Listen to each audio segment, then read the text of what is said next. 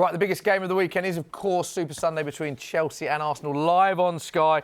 Both teams are in great form, aren't they? Two huge wins in the Champions League midweek. We've got Chelsea, we've got an Arsenal fan.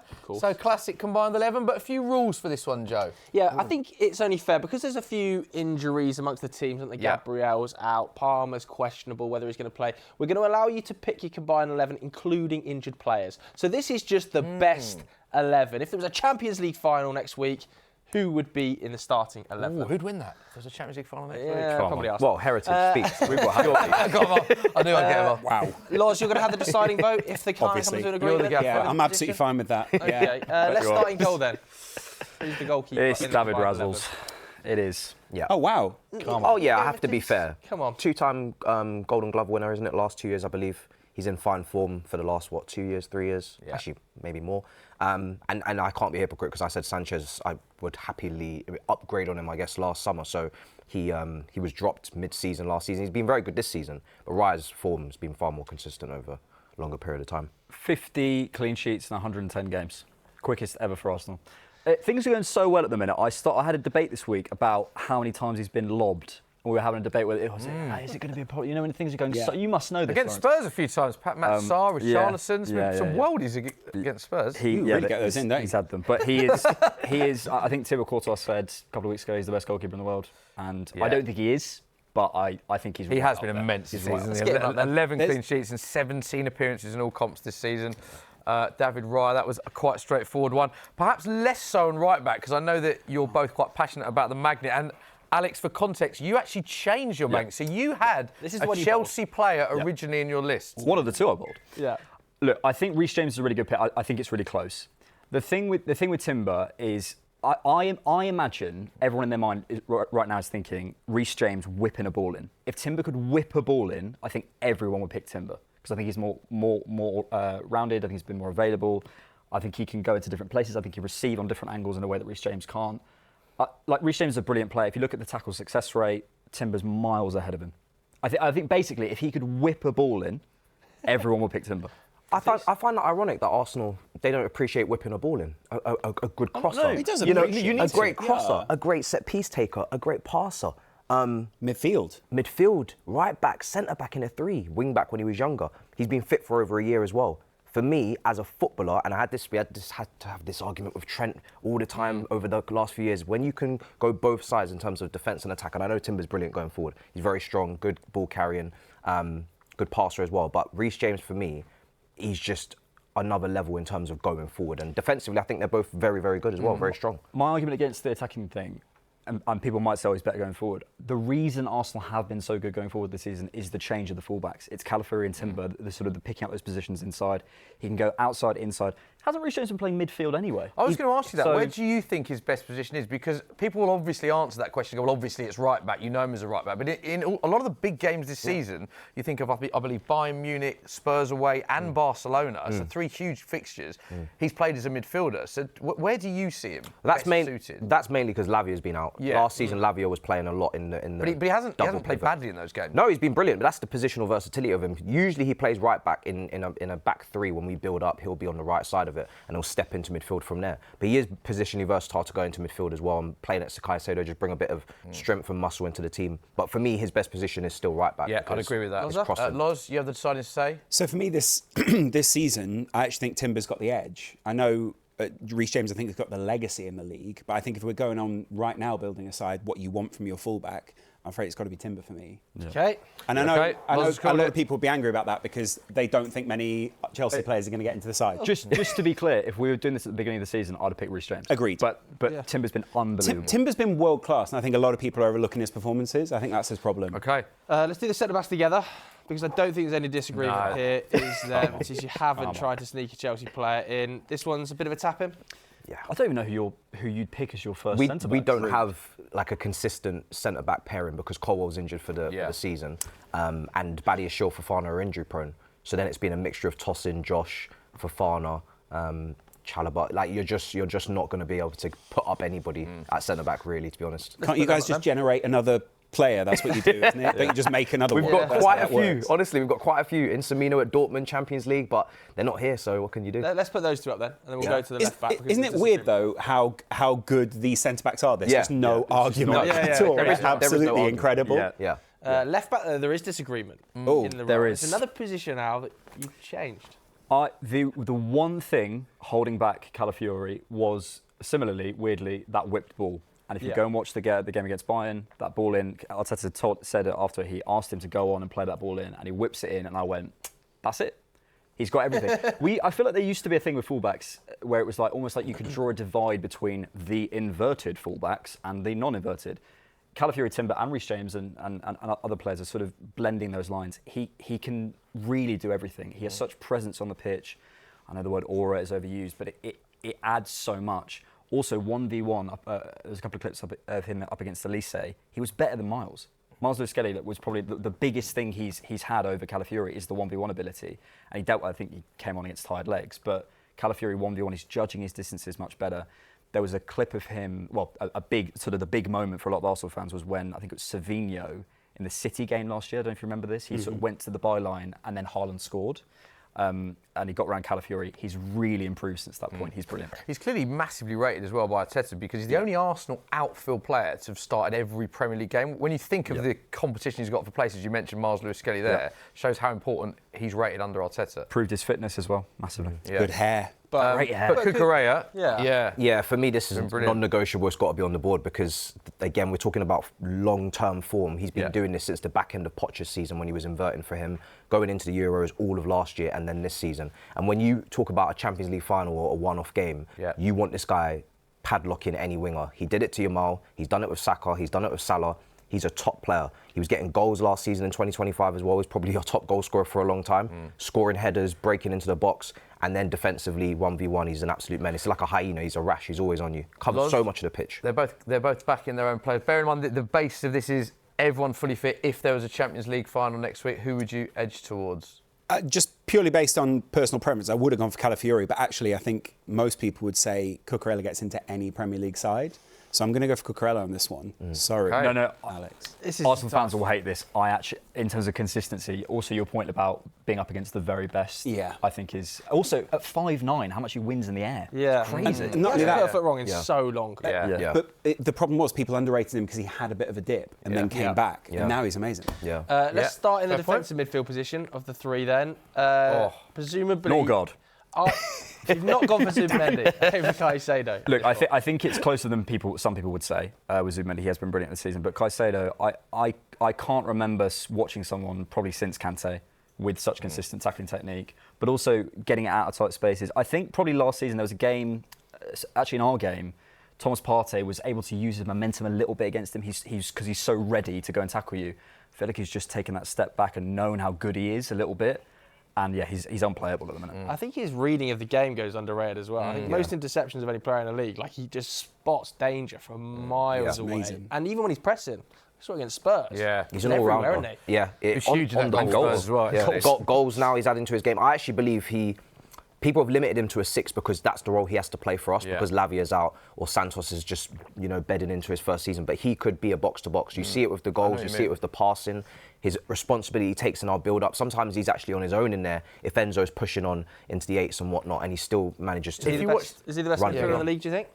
For me, he's the best 6 in the league, yeah. So, The best midfielder? well, that would be the best midfielder probably, wouldn't it? Would you say? Have you got someone There's coming up someone next? on our lap who's quite good. That's a good way to put it. You know what? Rice in his post-match, to be fair to him, he said, listen, he selected him for his team of the year last year. Yeah, it was interesting, And wasn't it? he said that they don't even play the Interesting same quote. position currently, which is true.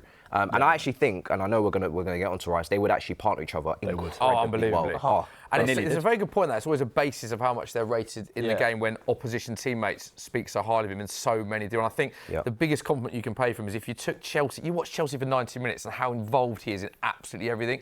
You took him out the team, you'd notice a huge difference. I think this has got to be a. It's pretty straightforward. What I love about him is he doesn't even need to touch the ball and he's influenced the game. That's the read of a big midfielder to me. Although Robbie would hate the fact you haven't brought Zubimendi to the table here. Robbie Lyle is the biggest Zubimendi fan. But we'll move on to the next position. I'm gathering you've both got the same player. Alex, talk to me about Declan Rice. He just every single game seems to be getting better. I cannot believe the level he's playing at the minute. Yeah. I think there's basically two things that Declan Rice, if he could do this, I would, and I'm going to say the mad thing that I would say. If he could take it on the back foot a little bit, it's not necessarily, he can do it, it's just more smooth in that Foden thing where he just like cushions the ball. Yeah. And probably if he was like in that Caicedo position, if he could take it sort of a little bit deeper and do a little bit more with it, it is valid criticism. Sometimes people say like, oh, that's not fair. No, it is fair. There are players who can do that better. If he could do that, I would genuinely be saying he's the best player on the planet. And I'm not, because he can do everything else on a football pitch. Wow. So do you think he's you think he's better than Pedri then? Yep. Wow. I think this season he's got better as well. I think Arsenal, since they've gone to playing a natural 10, and at West Ham he played next to Souček in this double pivot, and I feel like Arsenal, they've always played that midfield three. Sometimes people have said he's receiving back to goal, he's playing really advanced in a half space. Now you're getting to see, I think, more often Rice actually making these runs. Against Bayern, he's just making these lumbusting, surging runs from deep, and I'm like, yeah, this is... Can I just quickly expand on that? It's a really good point. The reason he's looking better this season is because of Zubimendi. Yeah. Because Zubimendi can be... Someone described it in a really good way. It's not a pivot, it's like a partnership. So Zubimendi will step in. If we need someone to receive in the line, Zubimendi will go and do that. Rice can receive a little bit deeper. Last season, he was always close to the box, and so then his limitations show a bit more. He's a true box-to-box now because Zubimendi can be more of a sort of what's that called, like a seesaw? A pivot. Yeah. So let's put him up then, and we'll go to the attacking midfield role, because I think there is disagreement in here. Is this your line in the sand, Alex? How can there be disagreement? You said there was one of these where you had a line in the sand. You've got Ebbs. Oh, come on. What do you mean, come on? No, we're talking about if everyone's fit and we Champions League final, we're going with Cole Palmer. Like, that surely is not something that is up for contention. No, I don't know if I agree with that, actually. Really? Yeah, mainly because of what Eze's done since he stepped it up at Arsenal and what he did at Crystal Palace. But we saw what Cole Palmer did in his first season at Chelsea. We all saw that. That was ridiculous. That put him on a Ballon d'Or, kind of contention in terms of a list, in terms of a top 10, in terms of the numbers, in terms of the performances, in terms of carrying Chelsea in whole attack, very destabilised, not coming into a very, fully fleshed out Arsenal team at the end of their project, coming into a very rocky, messy Chelsea team. We talk about England, what he did in the Euros when he come off the bench, and he's influenced in semi-finals, scoring in finals. And final, yeah. We big game player. Honestly, I just don't even think this is a negotiation. Just your point there, sorry. Would you not have Cole Palmer in this position, or would you not have him in the team at all? I would have him in the team. The problem is fitting some of these players in. And I think the level of Arsenal have gone to since fitting this guy into the team has proven to me the level he is. But I think that's the problem is what you've done is you've put the two best players against each other in terms of creativity. Who's the better footballer? In terms of well-rounded, what they can do on the pitch? It depends what you're asking them to do, because I think Eze's actually got a lot more in his locker than people give him credit for. Palmer's got 45 goals, 28 assists in 100 games for Chelsea. His numbers are outrageous. He's undeniable, but I also think let's not overlook and let's let Alex make a really good argument. What is your argument? Let it all work out. No, I just, look, probably it is Cole Palmer, but I just absolutely love Eze.